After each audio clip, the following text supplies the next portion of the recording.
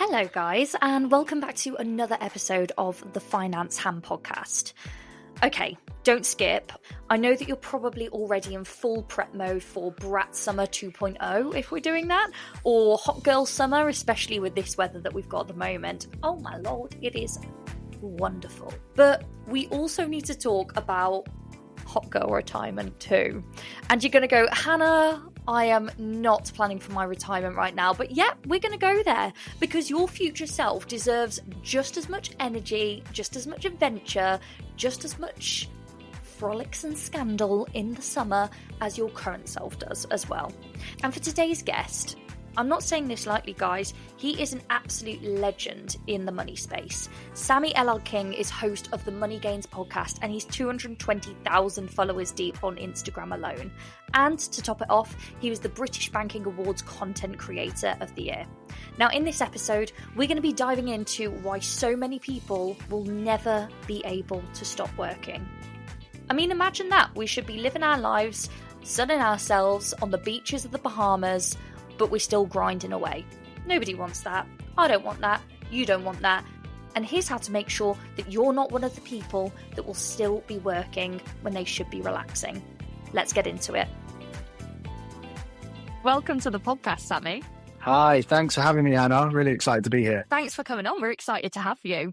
We have a little bit of an icebreaker question just to get to know you a little bit more.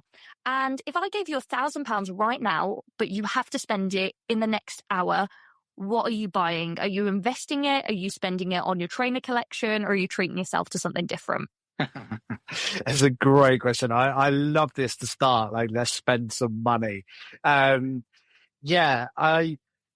all honesty, if it was £1,000 right now, I'd actually buy myself some new wheels for my bike because they are so busted and it's coming up to summer and I do want to get back on bike riding vibes. So I've been back into my fitness again. So I need to add some cardio in. And I was thinking about this yesterday and I had a look at them and I was like, £300 a wheel. I was like, last time I looked, they were about 140 quid.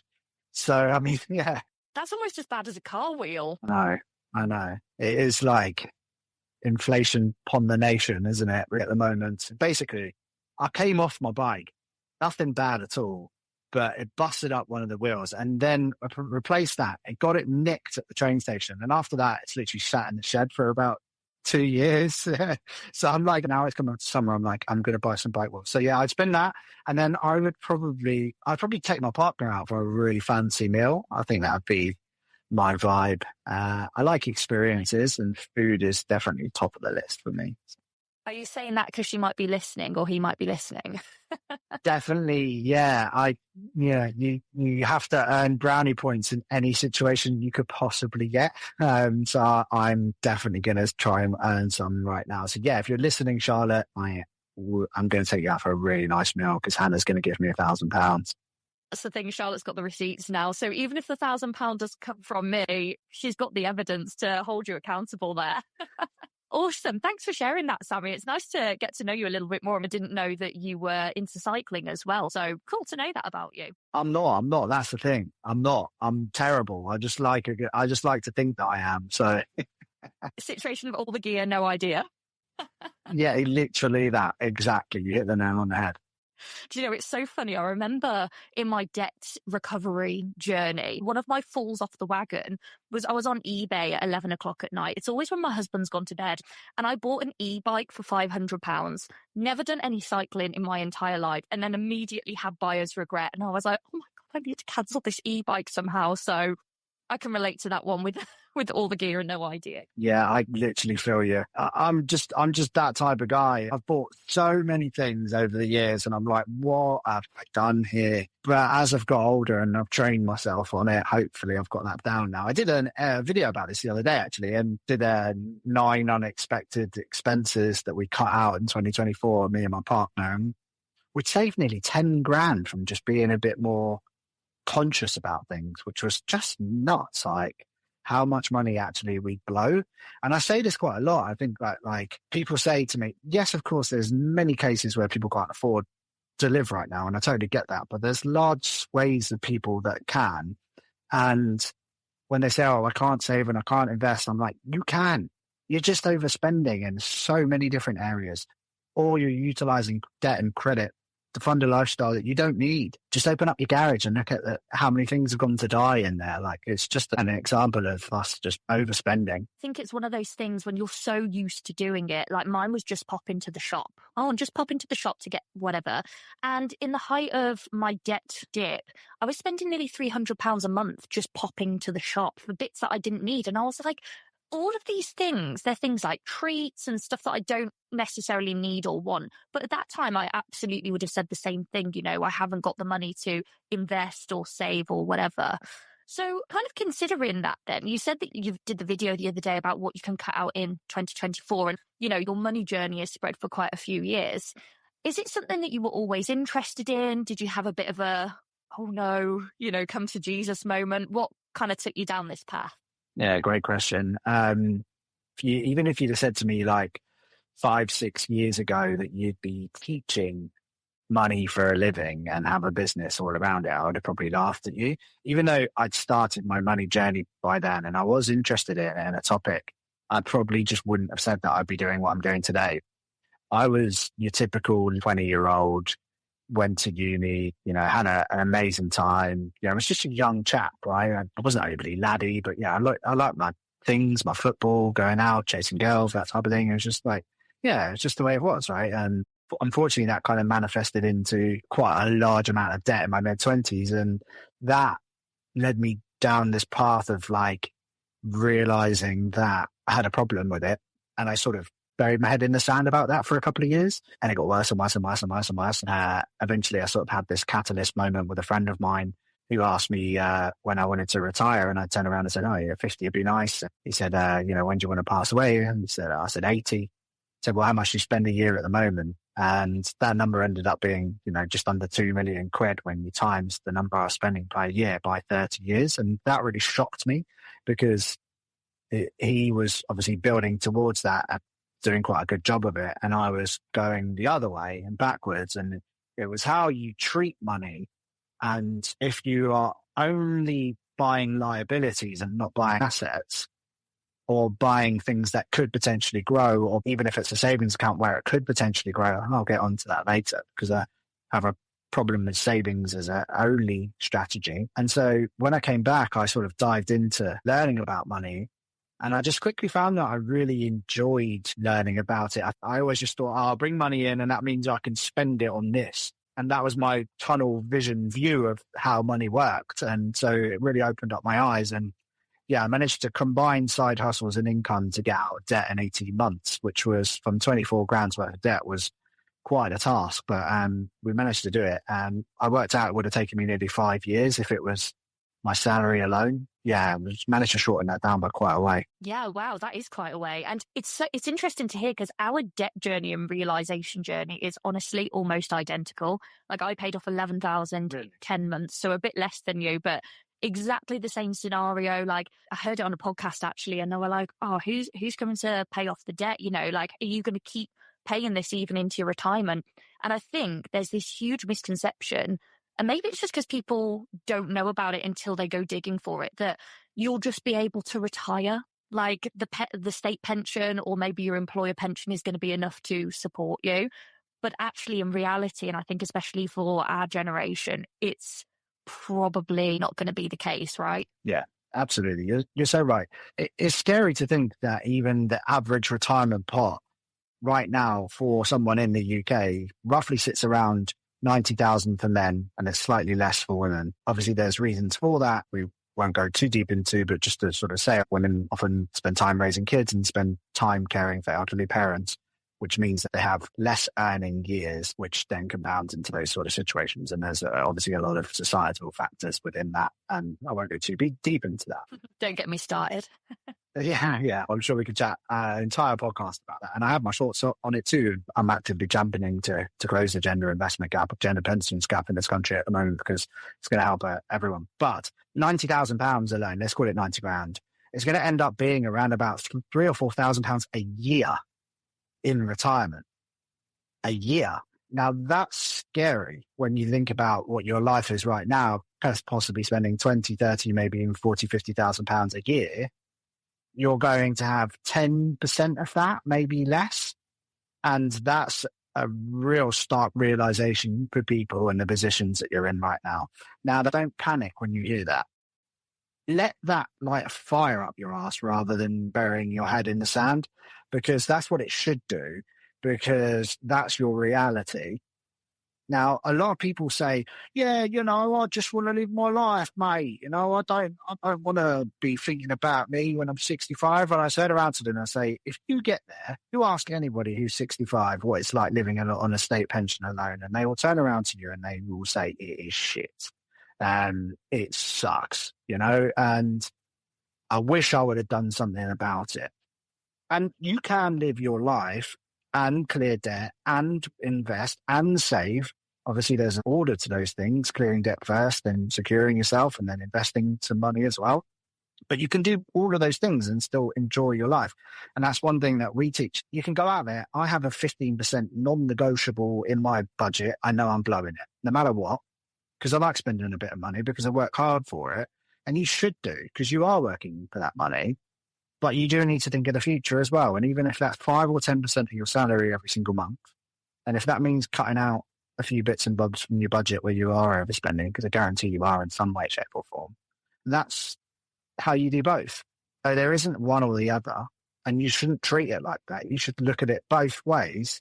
And if you haven't looked after yourself at all, and you're sitting there thinking, fuck, I have no pension, no investments, no savings, well, then you need to be a bit more aggressive with that than living your life, because you probably overlived your life a little bit up until this point. So you need to catch up a little bit. And that's fine, because we go through different seasons of life and everybody reacts around money differently. You've had your own debt journey. I've had mine. And some people have no debt journey and they just only save and then realize that's not going to cut it for them. And so everybody goes and handles money differently. So don't beat yourself up about that situation, but do something about it. And what I say to people is that everything you need to know about money can be learned in 2 hours. Guaranteed. 2 hours of intense learning. You can learn everything you need to know. And then the rest is all up here. It's all in your head. Mm-hmm. I think this is the thing, isn't it? Because the money world for such a long time has been made out to be this really complex, complicated thing. And don't get me wrong, there are sections of it that are pretty complex.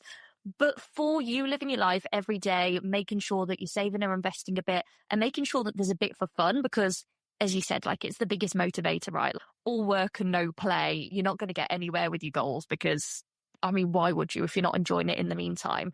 But it makes me laugh when people go like, oh, well, I might die next year. Who knows? But the likelihood is you're probably not going to. Like, people are living longer and longer these days. And there is a way just to make sure that you are taking care of future you, but then also having fun at the same time. Having fun with it is, in my opinion, an absolute essential.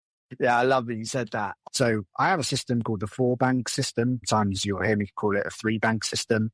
Now, the 3-bank system is when you use the 3 banks when you absolutely suck at managing money. The 4-bank system, and potentially a 5-bank system if you want, is what you do when you're all right with money. That's what you work up to. Basically, you get paid into bank number 1. That's your spending account. All of the money immediately comes out on payday into your savings and investments at the percentages that you establish. And then you transfer your bills money in. That happens second because your bills aren't as important as you are. You are the number one important thing here, and you've worked hard for that money. And guess what? The money left, as you're spending money, guys, you've got to enjoy that money. You've got to get yourself through the week. It doesn't have to be more complicated than that. Yeah, for sure. It's just making sure your money's got a job, whether it's saving, investing, or fun money for the month. And on the subject of saving, you touched on this earlier, but why isn't saving enough? Because a lot of people have been taught, work hard at school, get a good job, save up some money, you'll be able to get a few treats along the way, but that's what you should do. Yeah. It's a great question. Like, we have a big problem with saving in this country where that's kind of like what we're taught to do. It's like, put the money in the piggy bank and save up some money, or stick your money in the bank and they'll give you back 2%. And you're like, woohoo, I'm putting money away. And like, I get that. And there is 100% an important factor there. And what that comes down to is that You need to save for your safety net. You need to save for a house. You need to make sure you're secure in the short term. You need to have your Christmas, your holidays, your short-term savings. It's important to save. But once large parts of those are done or they're working in a sort of a system, I use Monzo pots for my short-term savings, for my Christmas and my holiday, etc. And money comes in, it goes out straight away into those pots. Those pots earn interest. Then when Christmas comes around, guess what? I'm not like, oh my God, it's Christmas, I need a credit card. I'm like, there you go, I've got the money. We want to buy flights. There you go, I've got the money. Because I pre-planned and thought about how much needs to go into these pots every month, and that informs how much I can spend. And if I don't have an emergency fund, I would concentrate on that first, get that 3 months of pay, safety net blanket. Someone drives into your roof, car blows up. Are they in a helicopter? Around here they are. Jesus, it's constant. I'm like, is the house taking off or is it just another helicopter? If that happens, it's a financial inconvenience. It's not the end of the world. But once you've done that and you got to that point, that might take you a year, it might take you a couple of years, like whatever. It might even take you a few months. What are you doing? Because goods and services increase in value every single year. And on an average, you're getting back 3% from your savings. And inflation is sitting at 3%. In real value terms, your money is going to go nowhere.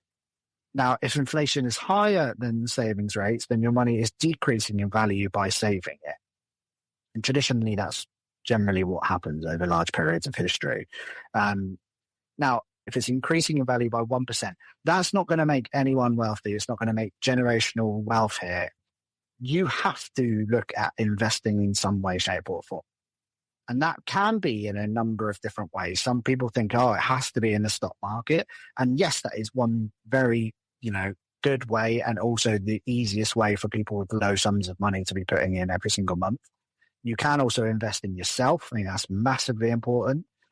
Can you invest in courses and events or skills that you can essentially do that can drastically increase your income, which then allows you to then reinvest back into yourself or reinvest into the stock market? Or you could also look at property as well. And property usually requires a larger amount to get started. And usually it's pretty good when you've got, say, some sort of inheritance coming through, or you want to try and maximize a little bit of extra cash that you've got coming in. But those are your three avenues. And typically, investing in yourself is going to end up paying the most back to you over a period of time. But investing in the stock market, you could be looking at sort of 7 to 10% on average over a year versus the 3-4% you might get back from your savings. Now that's going to make a significant difference to your life over a long period of time. And so for me, it's one of the most important things that people can learn.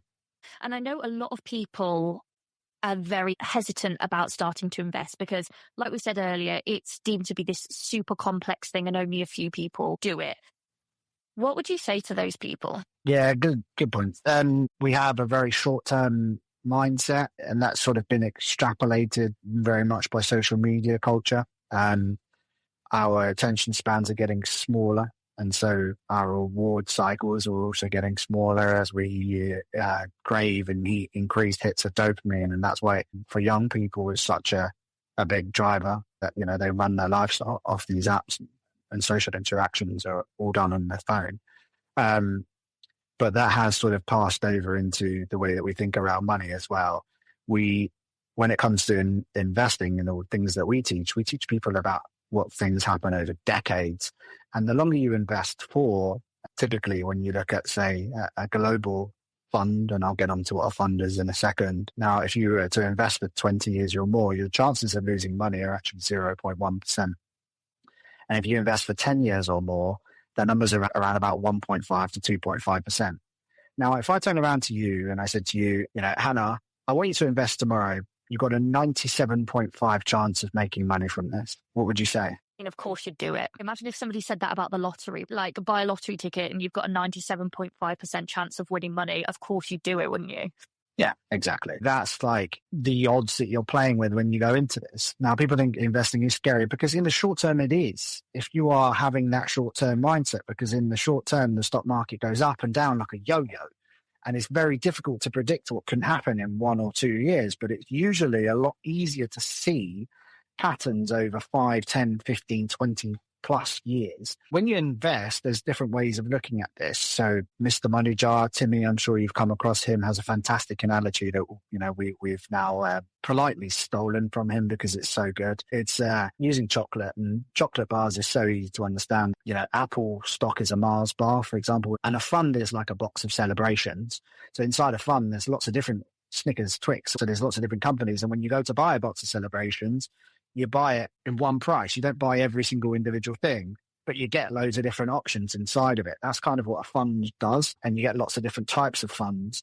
And so for a beginner listening to this, buying a basic global fund is the best and easiest thing you'll do with your money, because you're basically betting into the world's economy. Are humans going to progress in 10, 15 years? If you have a very pessimistic view of the world, then you might say no. And the news as well will tell you that absolutely the world's going to blow up tomorrow. I say that 999 times a day. But realistically, when you actually look at it, humans are progressing at a very, very fast rate throughout history, and they will always do. Turn off the bloody news, turn off social media, and actually look at what's happening in the world. Companies are growing, more money's going into the global economy, and the global economy is growing. So that's what you're investing into when you do that. And when you understand those basics and those nuances, it becomes a lot easier to invest, because you can just open a stocks and shares ISA. Your money's tax-free. You can invest into a global fund, and you can keep doing that every single month until you die. And the chances are you're going to end up with a lot more than what you started. Awesome.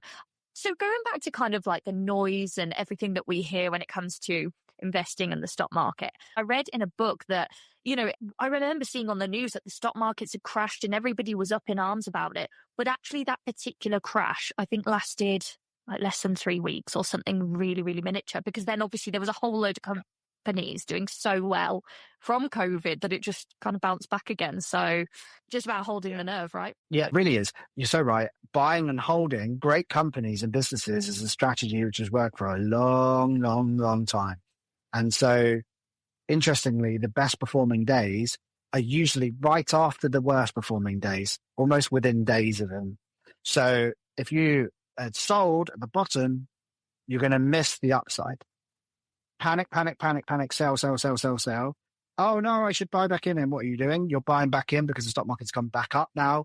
But actually what you've lost during that dip is quite a lot of money. However, you just continue adding every single month. You're buying different prices because the stock market's going to change in price. So if it's up, down, left or right, you carry on buying. And over time, you average that out. Yeah, got you. So we talked a little bit about dopamine rushes and how kind of capitalized on our dopamine is these days, because, oh my God, don't I know it? I think that's why I tried to hit off as many debt pay down goals as possible so I could keep getting those dopamine hits through.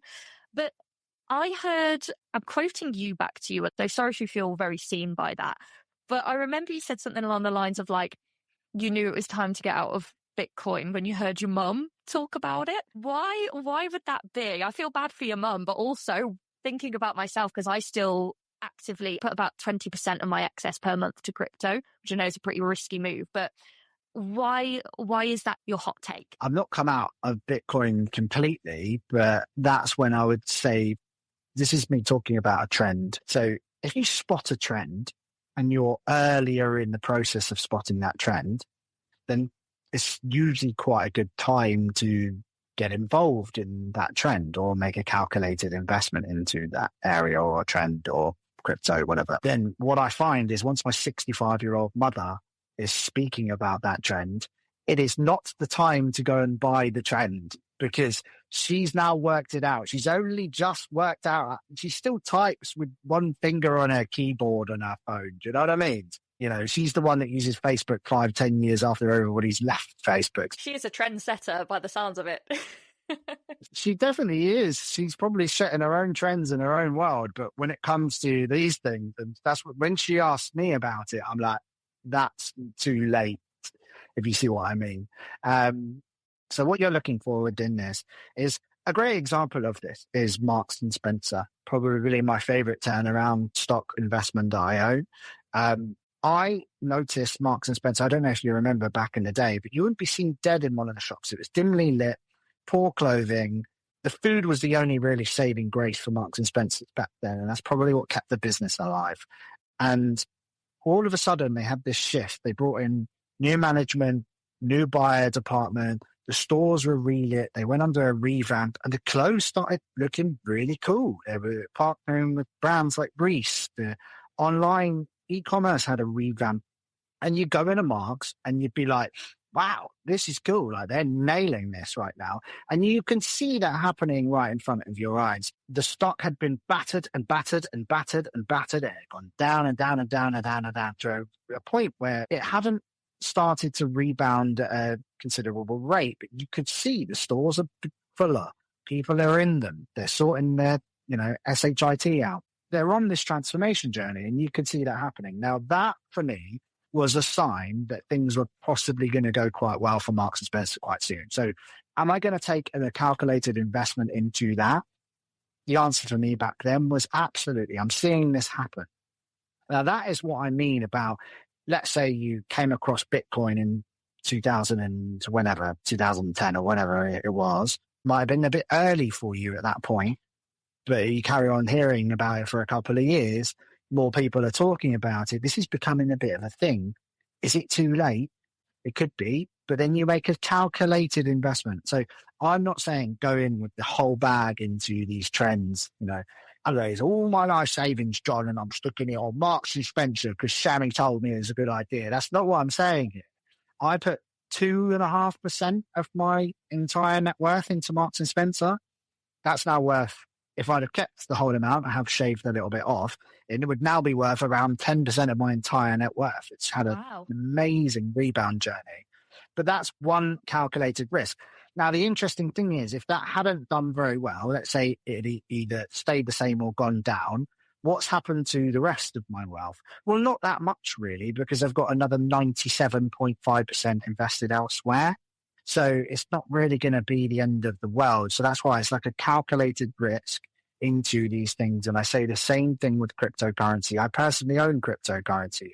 Am I buying any more right now? No, I'm not, because we've gone through this hype fad of like everybody talking about it and my mum bringing it up again at the family dinner. It's too much. But when it gets absolutely tanked and the fears in the market and there's blood in the streets, that's when I start looking at it and thinking, yeah, this could be a good investment thing. So that's the way I look at things. It's about playing the field, looking at things nuancedly, making calculated risks and investments, not the whole bag, not large portions of your net worth. And it's really interesting, actually, because we did a study around this as well, is that, let's say, for example, you had 5 investments and I put £100 into each of them, right? And let's say one investment goes up by 300%. So let's call it 200%. So you made 200 quid on that. One investment stays the same and 2 investments go down by 20%. You are now £140 in the profit. And only one of those investments went up. Mm-hmm. So it only takes one. You have to get one right, really right, and the timing really right for it to completely transform your investment portfolio and your net worth. So that's why I like to play with funds. I like to have funds. So I have 80% of my net worth in funds, and I have 20% in individual companies where I take calculated risks into companies what I feel like are going to have a sort of 3 to 5 year, sometimes even longer redemption arc, or they can also be a new business, which I've come across. And I stick very much into areas that I understand. So e-commerce, financial technology, and a little bit of retail in there as well.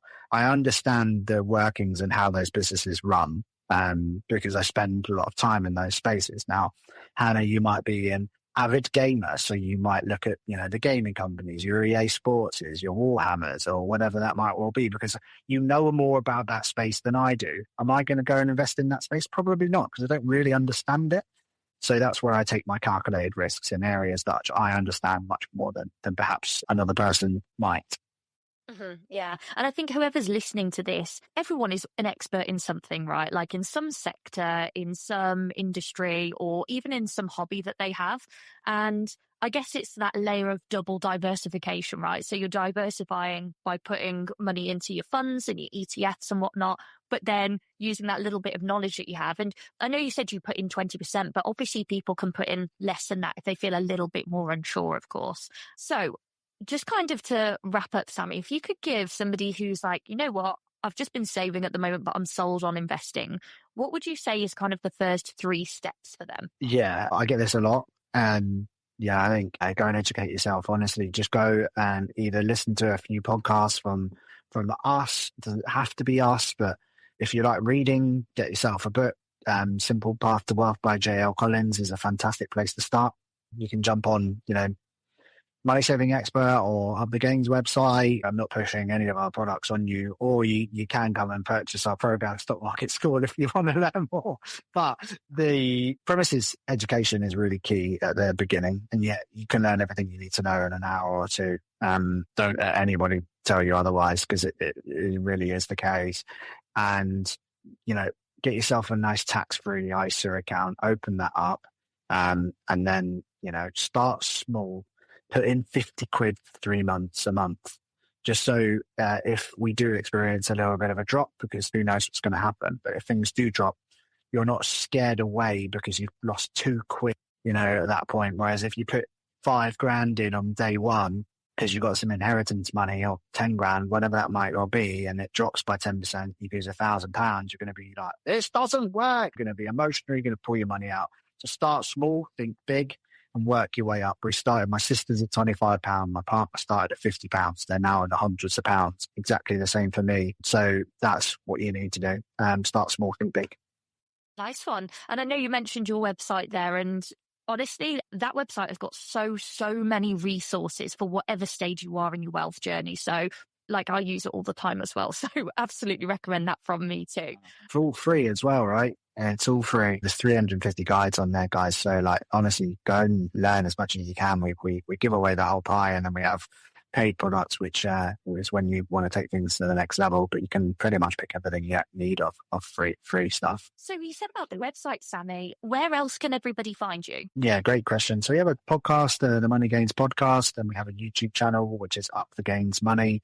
And we're the same across TikTok and Instagram as well. Wherever you like spending more time, we're there. We do it all. Come say hi. I answer most DMs as well. I answer them personally. So if you have a question, happy to help. Thanks so much for coming on, Sammie. And hopefully I'll see you again here on the Finance Ham podcast soon. Thanks for having me, Hannah. Thanks so much for listening to this episode of the Finance Ham podcast. If you enjoyed it, make sure you rate and leave a cheeky little comment or review. And if you really liked it, you can buy me a coffee on the link in the show notes.